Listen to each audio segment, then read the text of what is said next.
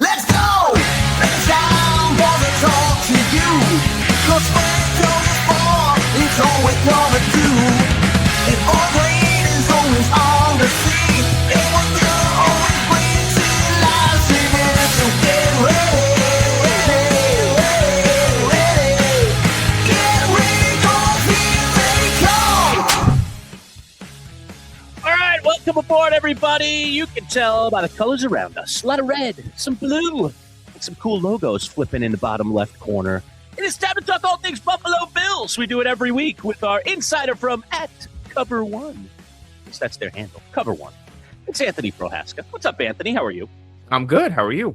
Good to be with you, man. Good to be talking Bills. You know, the Giants and the Jets have been in the news a lot because, they're picking away at the top of the draft. They both stink, and then we have this other team, the Bills, who, they have some needs for sure, but they're just a little bit more intact.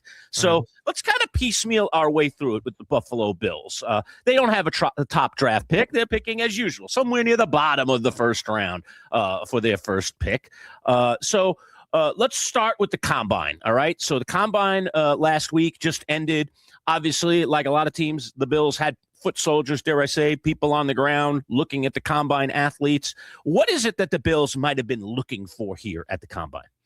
Ooh, I think, one, it starts with not even necessarily – obviously, they're there for the athletes that are competing in the Combine and the prospects, but a lot of it is kind of like the moving and shaking and the deals behind the scenes that are like kind of not supposed to happen, like meeting with agents, meeting with players. For those who don't know, the Von Miller to Buffalo deal really formalized and became concrete at the Combine years ago. Right.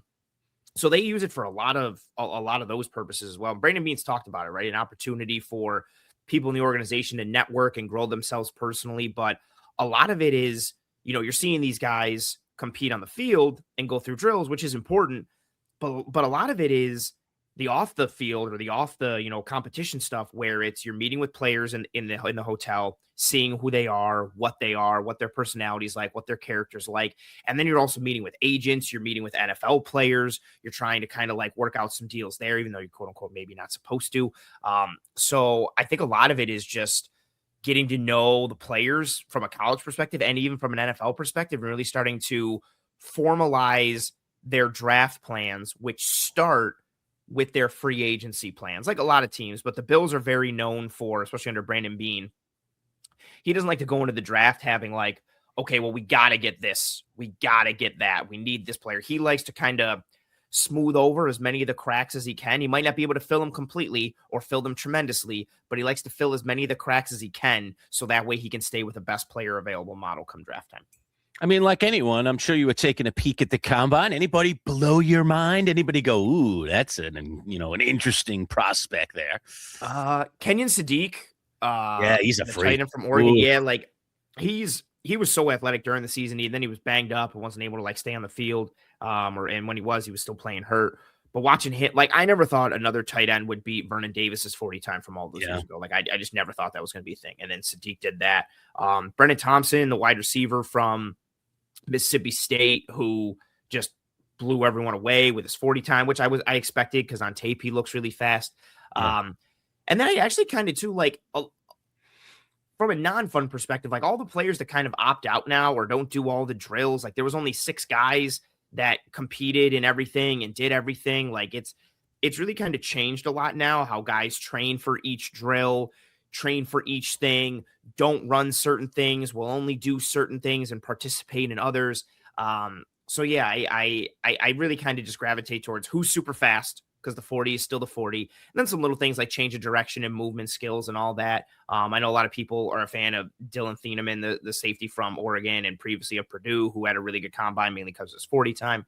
But yeah, I really start with Sadiq just because of that athletic profile is crazy at the tight end spot. Yeah, he's pretty cool. I was looking forward to seeing Caleb Downs because I want to see, is he a guy worth taking with the number 5 pick for the Giants? And he didn't compete. And it's like, man, I would have liked to get a look at this guy. Just kind of see.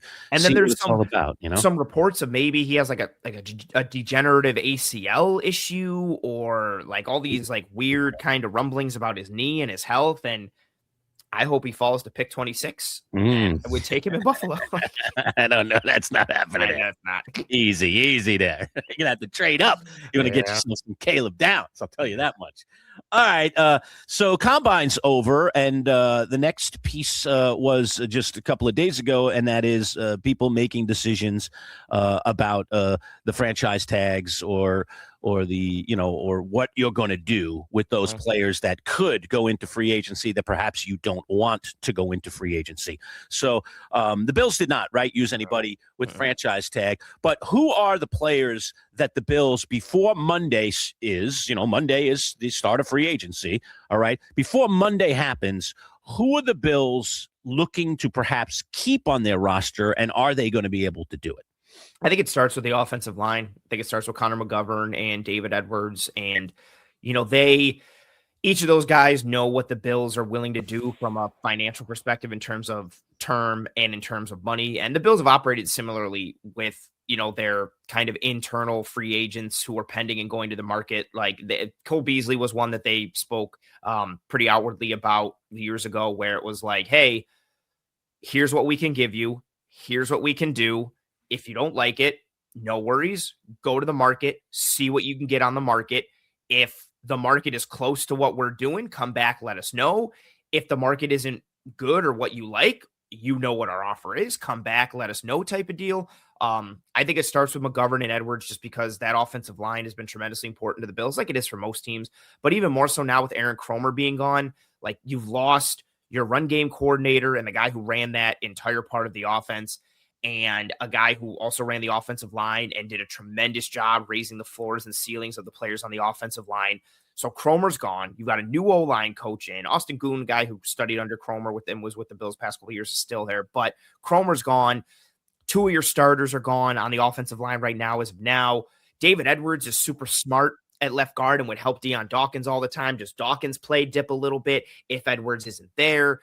I think it really starts with those guys. Defensively, I think there's a lot of churn that they expected to have already, and then you combine that with Jim Leonard's defense and some of the new tweaks schematically and from a body type and archetype perspective that kind of puts the writing on the wall for not a lot of those guys coming back. I think Shaq Thompson would be somebody they'd love to have back. I think Trey White would be somebody they'd love to have back from a scheme fit now, but also from a quality perspective. And I'm sure there's other guys defensively that they like, but they just know, hey, we're not going to be able to afford them, or they might not be a great fit as of now.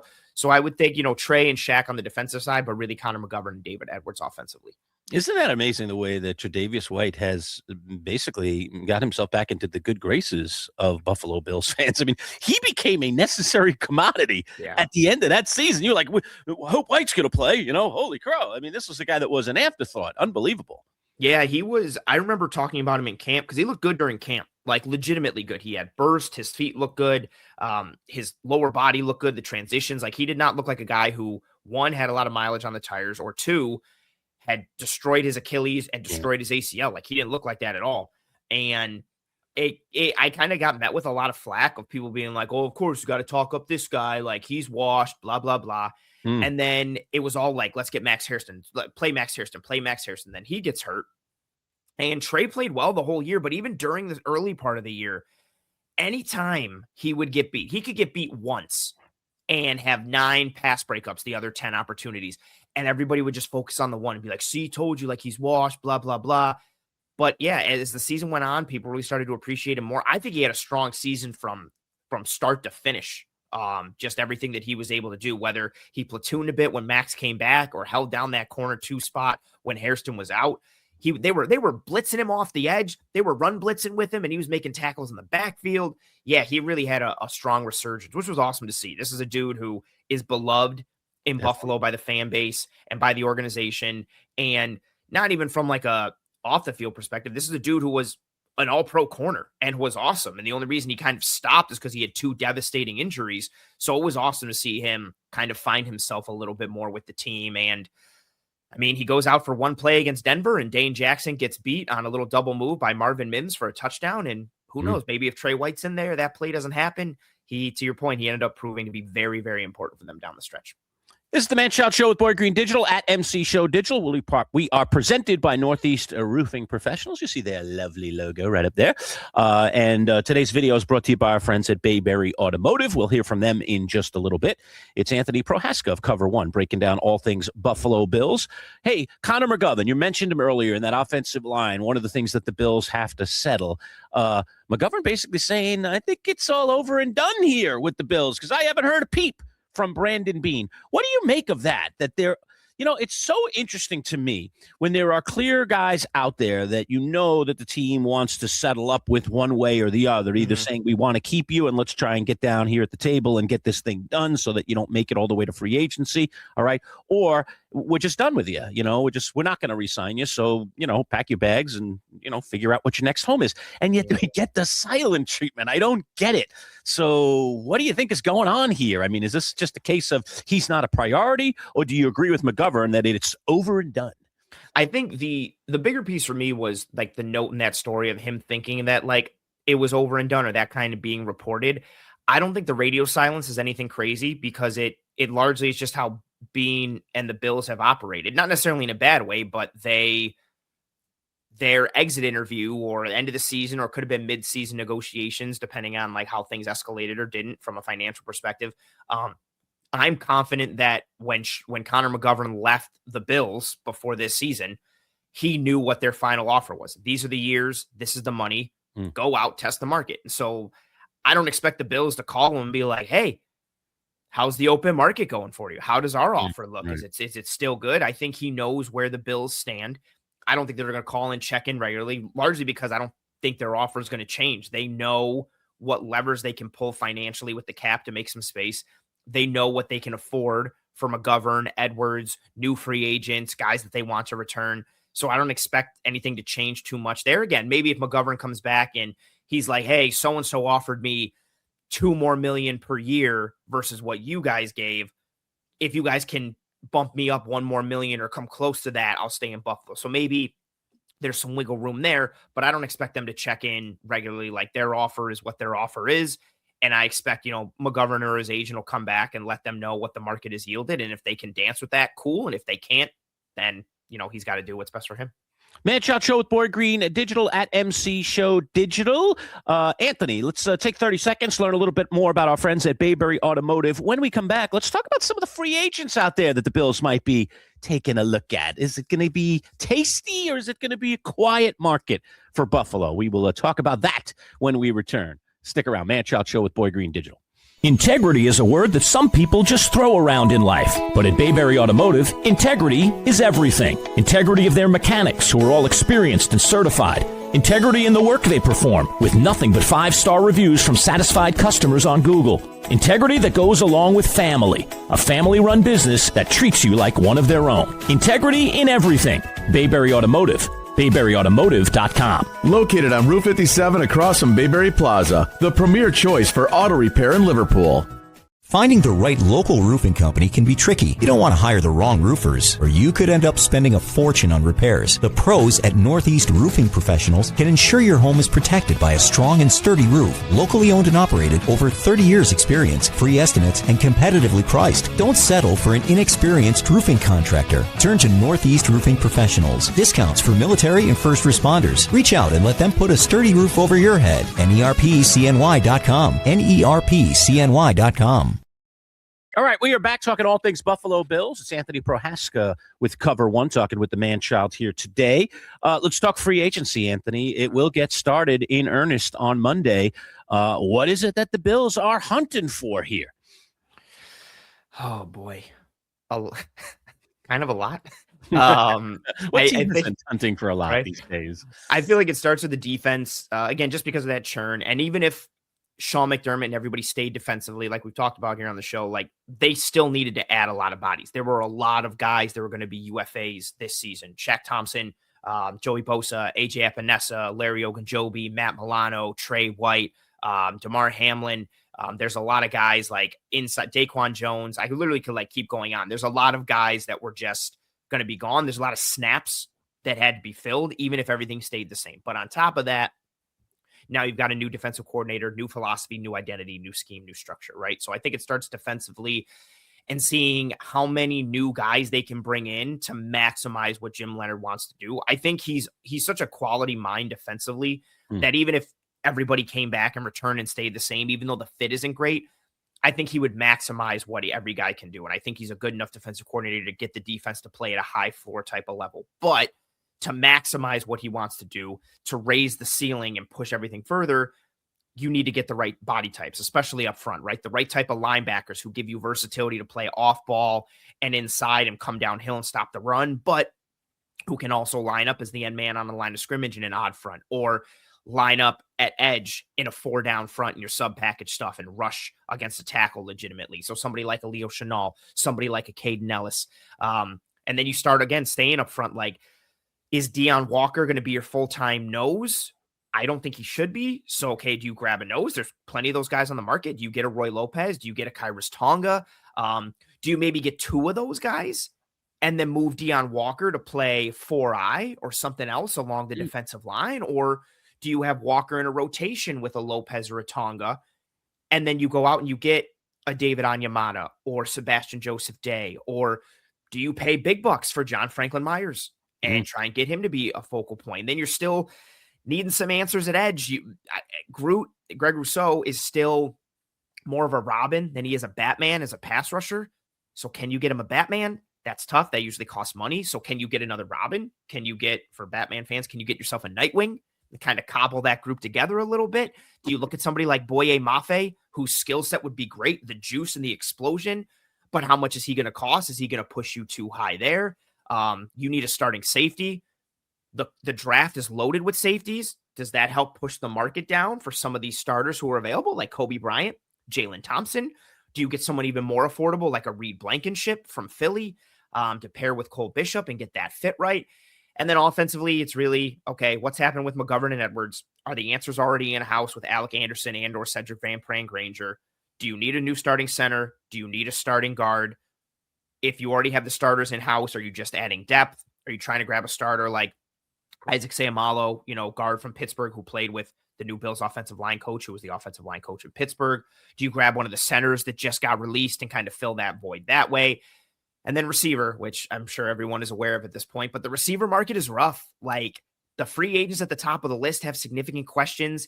It's not a very deep class. Do you want to pay for Mike Evans, knowing about his injury concerns and what his availability is going to be at the end of the year? Do you pay for Romeo Dobbs, who is more of I think a legit wide receiver too, but you're going to have to pay him a good chunk of change. Yep. And that's kind of where the market ends for them. They're not going to be able to afford Alec Pierce. So I think those are kind of where you start those positions, and then a lot of the players and kind of body types or skill sets you're looking to add with it. An interesting guy's name popped on the market late last night or early this morning, Darnell Mooney. Any interest in Darnell Mooney, perhaps? I mean, I think he'd be somewhat affordable. I was a big believer in him years ago. I had him on my fantasy team with Chicago every year, and he was a pretty good wide receiver 3 for me. Yeah, in a lot of fantasy years.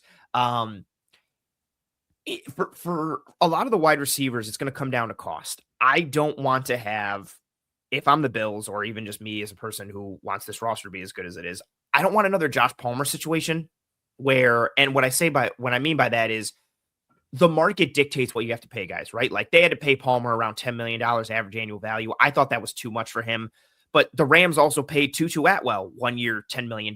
Like, that's just what the market was going. I don't want to have to pay for Darnell Mooney. Just like I don't want to have to overpay for Romeo Dobbs. Like, I don't want to have to overpay for these guys who I think have a certain structure in line. And if you go over it, sure, you help your team get better a bit, but then you continue to be in the situation like they are now, where they've got all these void years on all these contracts because they're trying to make the money work. And if Mooney comes in at the right price, I think he's worth a flyer. I do think they need more of a long-term consistent answer, someone that, whether it's the draft or ideally a combination between draft and free agency, where you can get a couple guys who can be in the top of your depth chart and you have that for at least the next couple of years. I don't know if Mooney is that guy from a consistency standpoint. I do like his skill set. I do believe in him in a bit. I think he's worth kicking the tires on.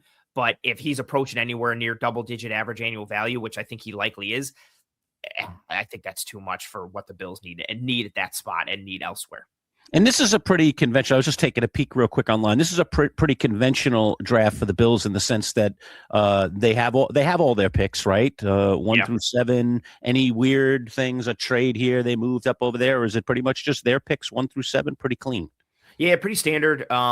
They took some picks from this year's draft and used them to move up last year. I think when they got TJ Sanders and Deion Walker. Okay.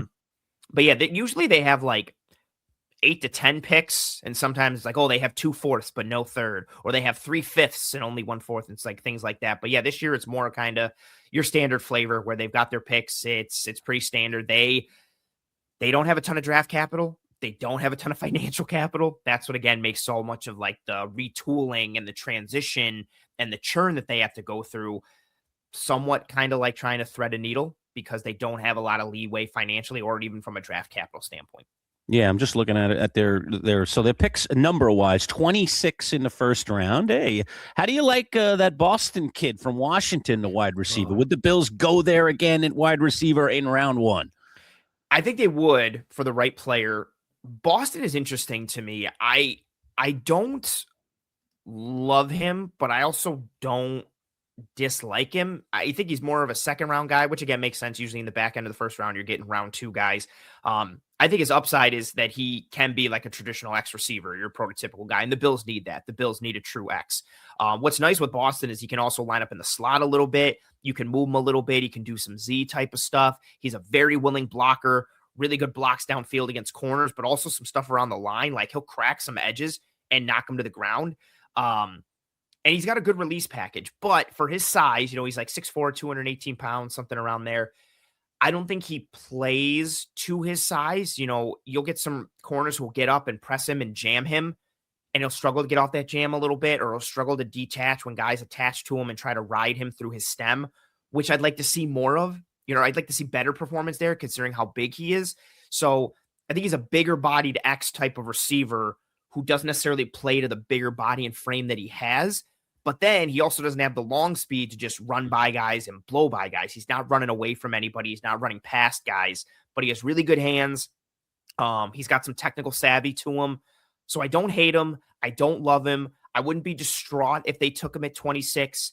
But for me, he's more of like a middle of round 2 type of receiver, just especially because of the skill sets that they need, right? Like if you're getting the top end of the depth chart kind of guy in the draft, you need somebody who has at least more of a speed element and is built a little differently. Now, if you told me they grabbed Denzel Boston because they signed Rashid Shaheed in free agency, I would think a little differently because it starts to put everything together. But yeah, I'm kind of meh on Boston. Don't hate him. Don't love him. I've watched 4 of his games already. I'm going to watch 1 more. But yeah, I'm kind of lukewarm on him at best. Yeah, the Bills have 3 picks in the top 100. They'll pick again in round 2 at pick 60, and then they'll pick in round 3 at pick 91, and then 126 in round 4, 166 in round 5.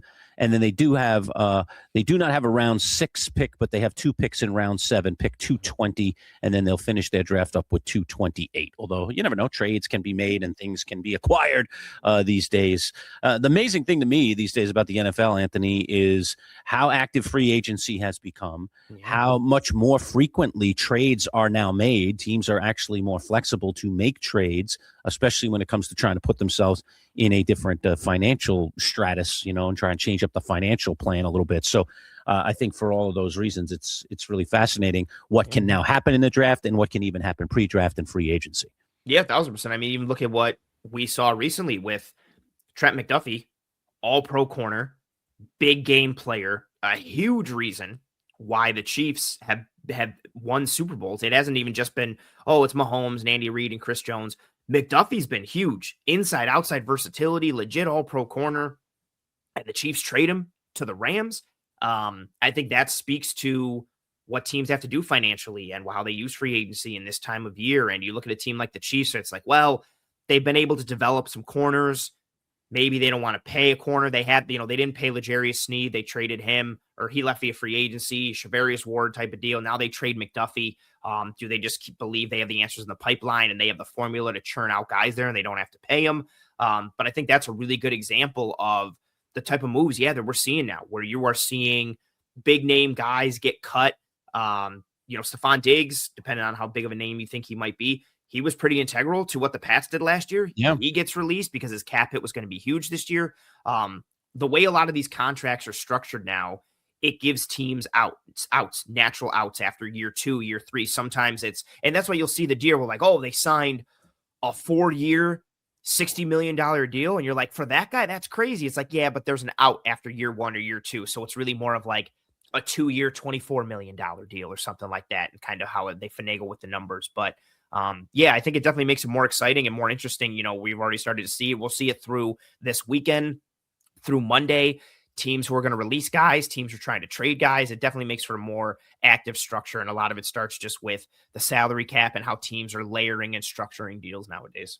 Anthony, off the beaten trail, are you an M. Night Shyamalan guy? You know who he is? The filmmaker, he's made The Sixth Sense, and he's made some really bizarre movies. One of the trademarks of an M. Night Shyamalan movie is that M. Night himself does he pops up in cameos in his own movies. He's just like all of a sudden, like he's like a grocery store clerk, and he has like a quick line and that's it. Like you just see him for a second, or he's in the background of a scene or something, or he's like a guy in a bus just staring. Or sometimes a little more. He was the guy in Signs who accidentally killed Mel Gibson's wife. And sometimes it's more prevalent, but most of the time he's a cameo guy in his own movie. He likes to stick himself in his own movies just to kind of like say like, hey, I was there.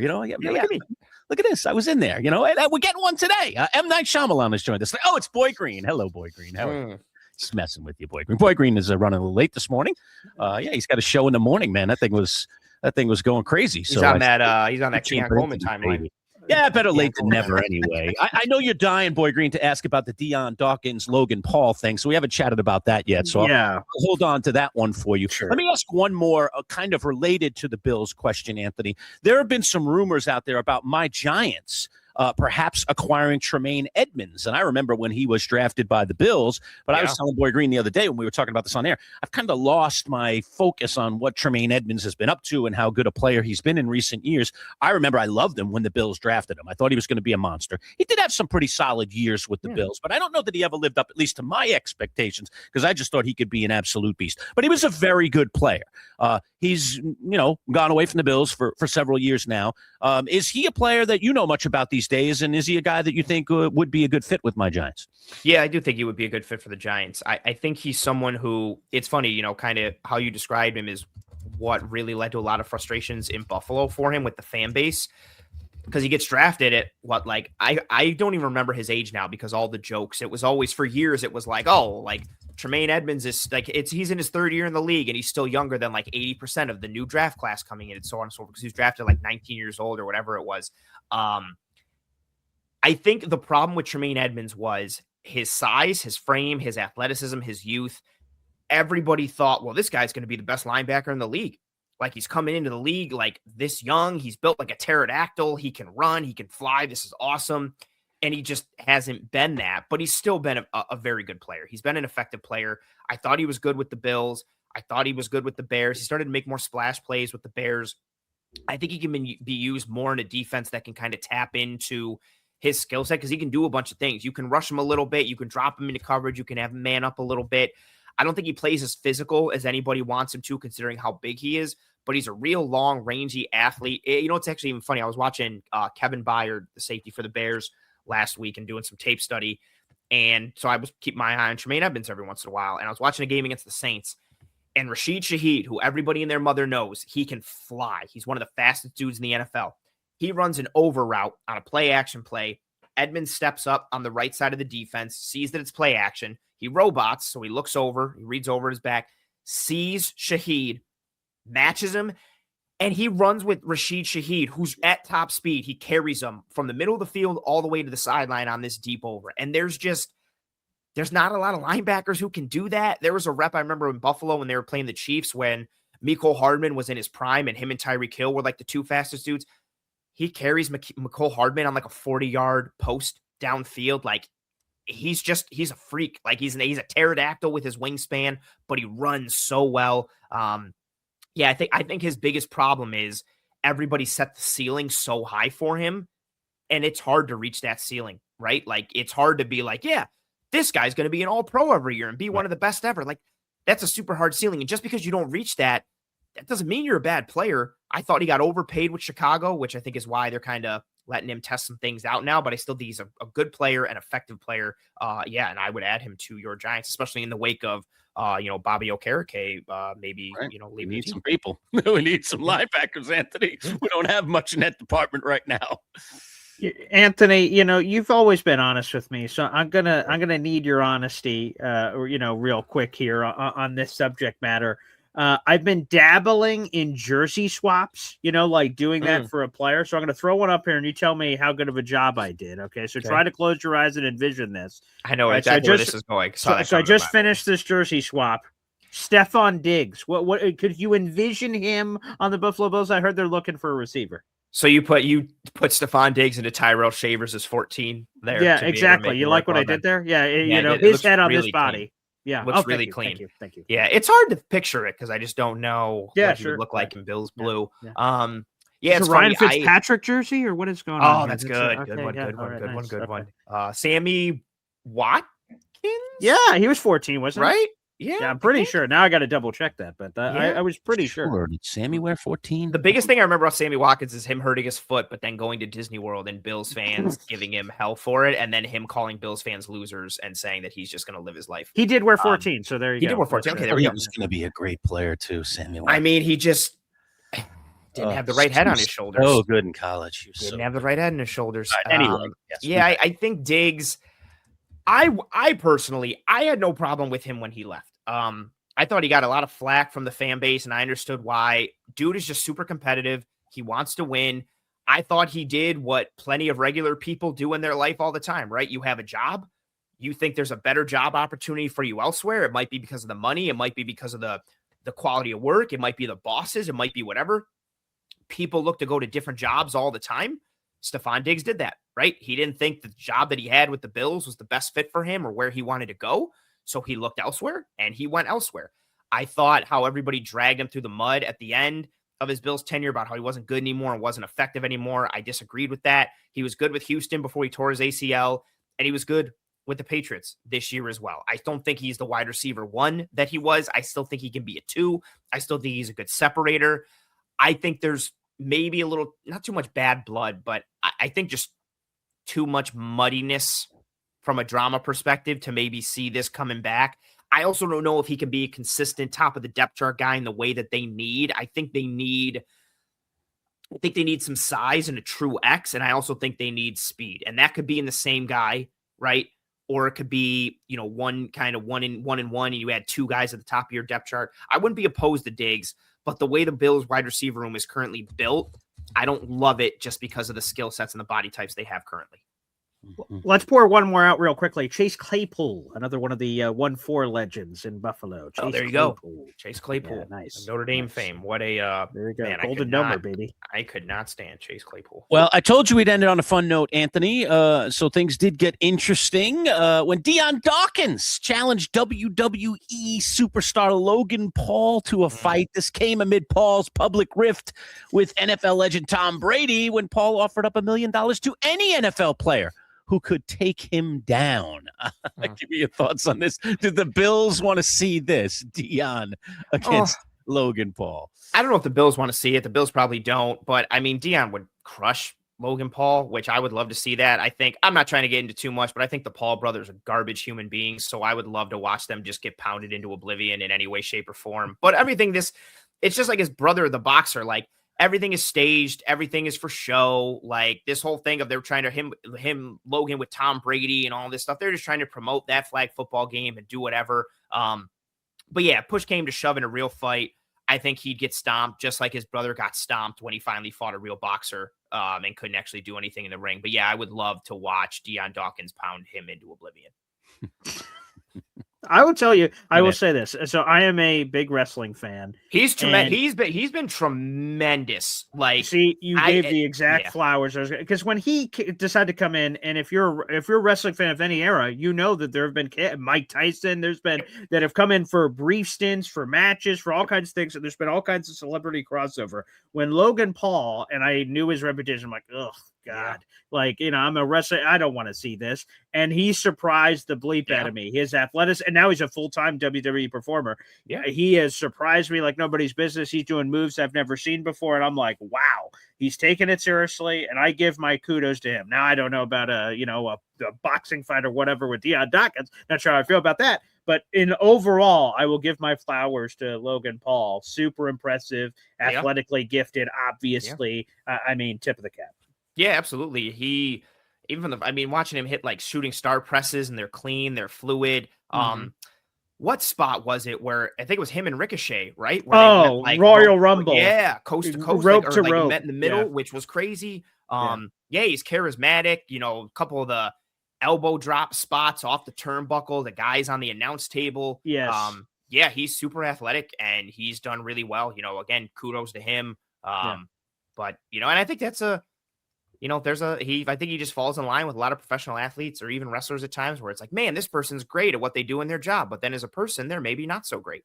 And that's absolutely where he is. Again, I don't regularly watch WWE at all or really anymore. But you absolutely have to give him his flowers in the ring for what he's done. They've kind of hit it. Even Bad Bunny did way better than I thought he would. Like 100%. Bad Bunny was really good. Very and impressive. Then like Paul did good. And now, like you said, he's full-time. Yeah. Jelly Roll did a nice showing for what Jelly Roll is. Oh, so I saw that. Yeah, they've kind of hit a little bit, but kudos to Paul in the ring. If only he was as good of a person as he was an athlete and performer. That's a great name for a wrestler, Jelly Roll. Perfect. Yeah, there you go. All right, Anthony Prohaska, as always, man, entertaining, engaging. We will talk to you next week. Free agency will be underway. We'll see where things stand then. Take care, buddy. You too. Thank you for having me.